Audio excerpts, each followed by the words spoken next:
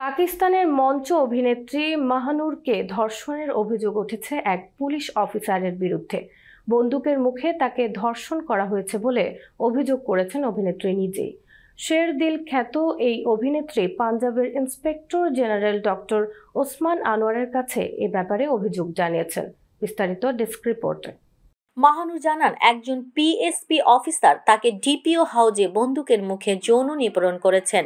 ওই হাউজে মূলত তাকে পুলিশ কর্তৃক জব্দকৃত টাকা উদ্ধারের জন্য ডাকা হয়েছিল। তার দাবি, ডিপিও তাকে যৌন নিপীড়নের সময় ওই অশালীন দৃশ্য ভিডিও রেকর্ড করেছেন।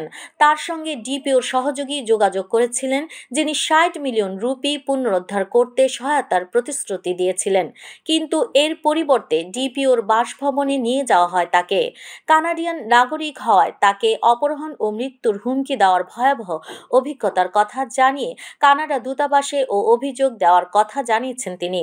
এই ঘটনায় মাহানুর শীঘ্রই তদন্তের আহ্বান জানিয়েছেন এবং অভিযুক্ত পুলিশ অফিসারের বিরুদ্ধে মামলা দায়ের দাবি জানিয়েছেন।